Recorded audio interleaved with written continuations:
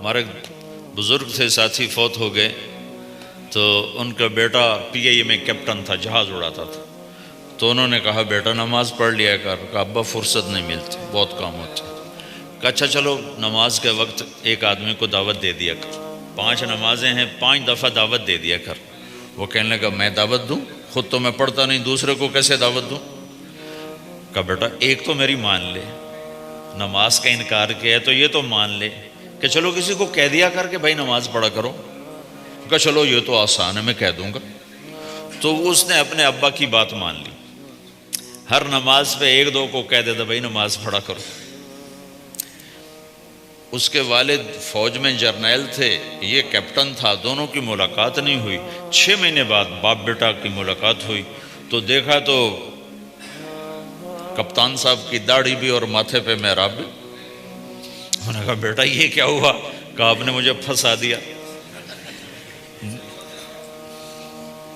وہ جب میں لوگوں کو کہتا رہا تو میرے اپنے اوپر اثر ہونا شروع ہو گیا کہ میں اپنے آپ کو ملامت کرنے لگا کہ اوروں کو تو کہہ رہا ہے، خود تو پڑھتا نہیں. کہا اس نے مجھے کھڑا کیا اور میں نماز پہ آیا. پھر ایک دن شیو کرنے لگا، شیشے میں کھڑا دیکھ رہا تھا تو میں نے کہا جب اللہ کو سجدہ کر رہا ہوں تو چہرے پہ نبی کی سنت بھی ہونی چاہیے. تو میں نے سیفٹی بھی پھینک دی، میں داڑھی بھی رکھ لی.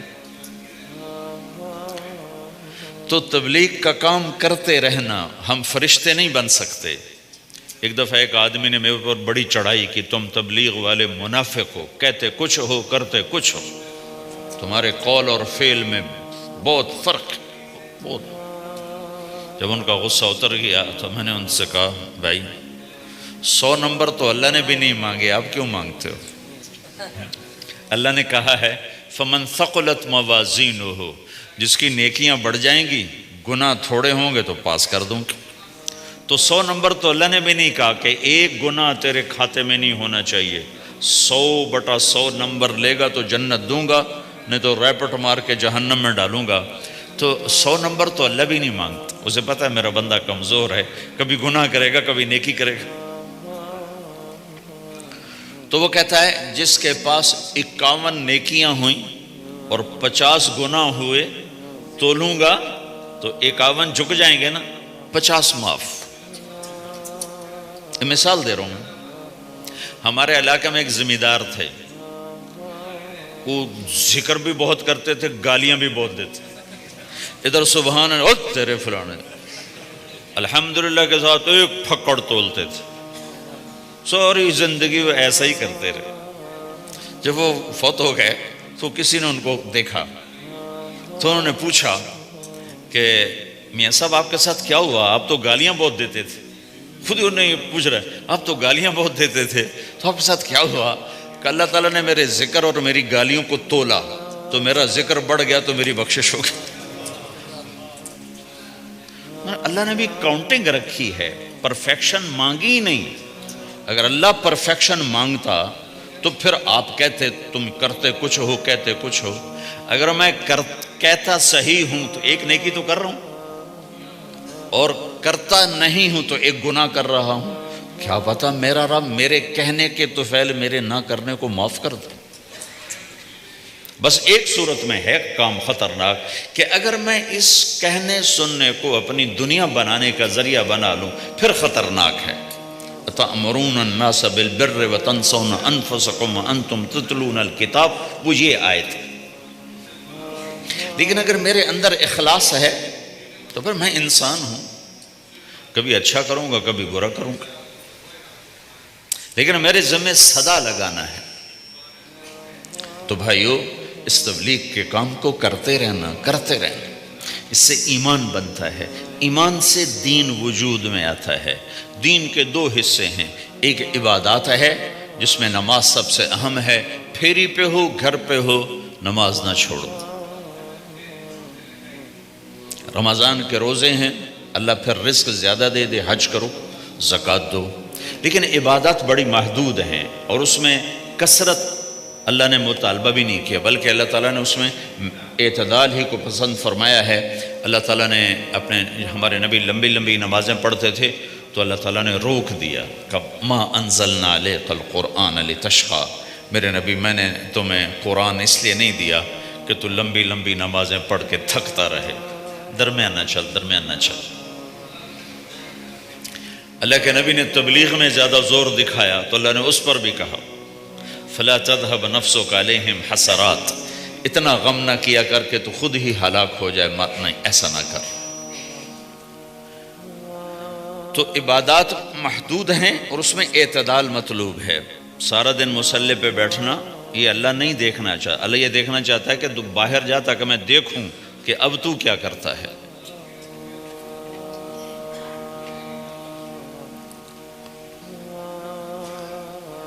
دوسرا حصہ اس کا اخلاقیات ہے، آپس کی معاشرت ہے۔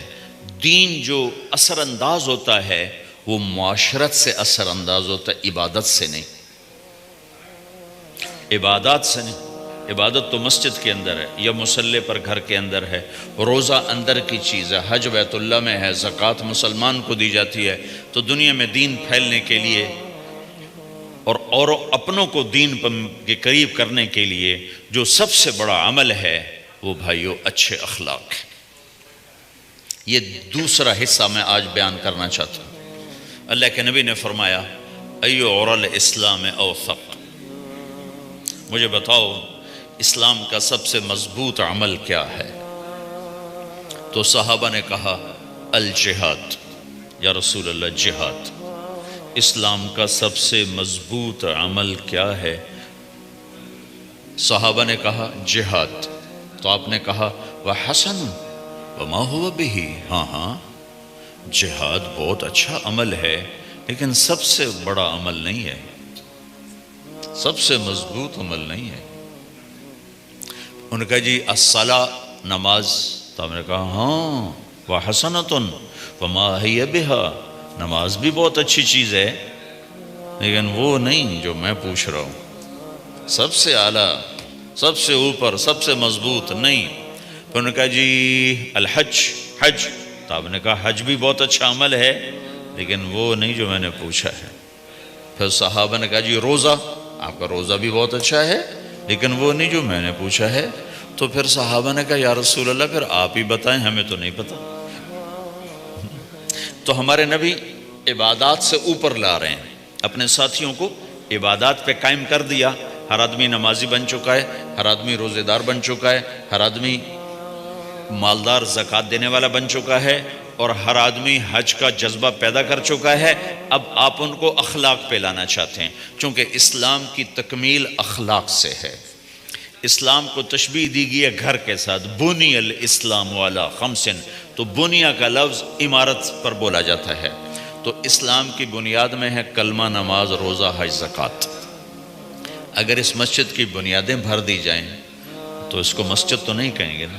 ہاں جی بنیادیں ڈال دی ہیں، چھت ڈالنی ہے، جب چھت پڑے گی تو پھر یہ مسجد کہلائے گی۔ تو اسلام کی بنیاد قائم ہو چکی تھی، اب آپ چھت ڈالنا چاہتے تھے۔ چھت کیا ہے؟ وہ اچھے اخلاق ہیں، تو اب آپ ان کو اوپر لا رہے ہیں، اوپر لا رہے ہیں۔ تو آپ نے جب پوچھا تو انہوں نے وہی کہا جو انہوں نے ابھی سیکھا تھا، نماز، روزہ، جہاد، حج، لیکن آپ نے سب کی نفی کر دی، نہیں یہ بھی نہیں، یہ بھی نہیں، یہ بھی نہیں، یہ بھی نہیں۔ اچھا یا رسول اللہ آپ بتائیں۔ تو آپ نے فرمایا ان اوثق عرى الاسلام الحب للہ والبغض للہ، اسلام کا سب سے مضبوط عمل وہ آپس میں اللہ کے لیے محبت کرنا ہے۔ اسلام کا سب سے مضبوط عمل وہ آپس میں اللہ کے لیے محبت کرنا ہے۔ اسلام کا سب سے مضبوط عمل وہ محبت ہے، اللہ کے لیے بغض ہے، اللہ کے لیے محبت ہے، یہ اسلام کا سب سے مضبوط عمل ہے۔ تو بھائیو یہ چھوٹا سا معاشرہ اسلامی بن جائے، اس کے لیے بنیاد میں نے پہلے بتا دی، اب چھت بتا رہا ہوں، وہ ہیں اچھے اخلاق۔ اللہ تعالیٰ نے جب ہمارے نبی نے نماز لمبی پڑھی تو اللہ نے کہا درمیانی پڑھو، میں نے ابھی بتایا۔ تبلیغ میں دکھ زیادہ جھیلا تو اللہ نے کہا درمیانہ چلو، لیکن جب اللہ کے نبی نے اخلاق بلند کیے، اخلاق، تو اس پر بھی اللہ تعالیٰ فرماتا میرے نبی ذرا اتنا نرم نہ ہو، تھوڑا سا سختی دکھا، آنکھیں دکھا۔ تھوڑا شوشاں کر ہیں تو میرے رب نے کیا کہا؟ واہ،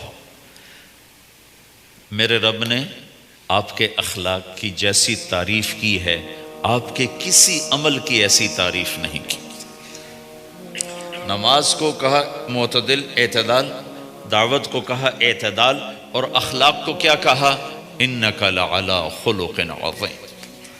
اور اس کو طاقت پہنچائی قسم اٹھا کے، نون، پھر قسم اٹھائی قلم کی جو علم کا ذریعہ ہے، والقلم وما یسطرون، مجھے قسم ہے قلم اور اس کی تحریر کی، ما انت بنعمت ربک بمجنون وان لک لاجرا غیر ممنون۔ ان دو آیتوں کو چھوڑ کر اگلی جو آیت آ رہی، وانک لعلی خلق عظیم، اے میرے محبوب میں قسم اٹھاتا ہوں قلم اور اس کی تحریر کی، تیرے اخلاق بڑے عالی شان ہیں۔ یہ نہیں کہا تیرے اخلاق بڑے عالی ہیں، انک لعلی، علا کا یہاں بہت عظیم الشان کردار ہے۔ علا یہ بتا رہا ہے کہ اے میرے نبی، جتنے اخلاق تصور کیے جا سکتے ہیں وہ سب تیرے تابع ہو چکے ہیں، اور تو ان پہ سوار ہو چکا ہے، تو ان پہ چھا چکا ہے۔ علا چھا جانے کے لیے ہوتا ہے کہ تمام اخلاق تیرے غلام ہو چکے ہیں۔ ایک دفعہ آپ نے فرمایا اچھے اخلاق 360 قسم ہیں، 360 قسم، 360 صفات کا مجموعہ اچھے اخلاق۔ کوئی ایک صفت کسی کو مل گئی تو جنت میں چلا جائے گا۔ تو ابو بکر رضی اللہ عنہ سامنے بیٹھے تھے، کہنے لگے یا رسول اللہ افی منہا شیء، ان 360 میں کوئی میرے اندر بھی کچھ ہے؟ تو آپ نے کہا تیرے اندر سارے کا سارا، کوئی کمی کوئی نہیں، پورے۔ یا آپ نے اور کسی کو نہیں کہا، صرف آپ نے یہ ابو بکر سے فرمایا کہ ابو بکر تیرے اندر پورے اخلاق 360۔ تو بھائیو، آپس کی محبت اور اچھے اخلاق یہ اسلام کا سب سے چوٹی کا سبق ہے، سب سے اعلیٰ درجے کا سبق۔ اب ایک حدیث میں جو حدیث جبریل کہلاتی ہے، وہ انسانی شکل میں آ کر پوچھتے ہیں یا رسول اللہ اسلام کیا ہے؟ تو آپ کہتے ہیں کلمہ، نماز، روزہ، حج، زکوٰۃ، یہ اسلام ہے۔ یہی سوال اب آخری حج کا موقع آ چکا ہے، اب اسلام 9 سال آگے، 10 سال آگے جا چکا ہے اور اس کی شکل مکمل ہو چکی ہے۔ تو عمر بن عبسہ رضی اللہ تعالیٰ عنہ یہ آخری حج کے موقع پر آپ سے ملتے ہیں اور آ کر یہ آپ سے پوچھتے ہیں یا رسول اللہ مل اسلام؟ سوال ایک ہے، مل اسلام۔ شروع میں مدینے کے داخلے کے شروع میں جبریل انسانی شکل میں آتے ہیں اور کہتے ہیں مل اسلام، اسلام کیا ہے؟ تو آپ کہتے ہیں کلمہ، نماز، روزہ، حج، زکوٰۃ۔ اب یہی سوال 10 سال کے بعد یا 9 سال کے بعد عمر بن عبسہ کہتے ہیں یا رسول اللہ مل اسلام، اسلام کیا ہے؟ تو اب جواب سنو، آپ نے فرمایا اطعام الطعام وطیب الکلام، میٹھا بولنا اور کھانا کھلانا۔ کسی سے میٹھا بولنا کتنا عظیم ہے میرے نبی کی، میرے اللہ کی بارگاہ میں، کہ آپ نے فرمایا ابتسامک فی وجہ اخیک صدقہ، تو اگر کسی مسلمان کو ہنس کے مل لے تو یہ بھی تیرے لیے صدقے کا ثواب ہے، صدقہ لکھا جائے گا۔ جبریل کہتے ہیں یا رسول اللہ مل ایمان، ایمان کیا ہے؟ تو آپ فرماتے ہیں اللہ کو ماننا، فرشتوں کو ماننا، نبیوں کو ماننا، کتابوں کو ماننا، تقدیر کو ماننا، موت کے بعد کی زندگی کا اقرار کرنا۔ ان تؤمن باللہ وملائکتہ وکتبہ ورسلہ وبالبعث بعد الموت، یہ ہے ابتدائی جواب۔ اب یہی سوال عمر بن عبسہ کرتے ہیں 9 سال کے بعد، یا رسول اللہ مل ایمان، ایمان کیا ہے؟ تو آپ نے فرمایا الصبر والسماحہ، صبر کرنا، معاف کرنا۔ سوال ایک ہے، جواب 2 ہیں، کیوں کہ جگہ اور نوعیت بدل چکی ہے۔ ابتدائے اسلام ہے تو عبادات بتائی جا رہی ہیں، انتہائی اسلام ہے تو اخلاق بتائے جا رہے ہیں کہ اے عمر، ایمان کیا ہے؟ صبر کرنا، معاف کرنا، صبر کرنا، معاف کرنا۔ تو بھائیو، جو ہمارا معاشرہ بنے گا اسلامی، گھر میں باہر، وہ بنے گا اچھے اخلاق سے۔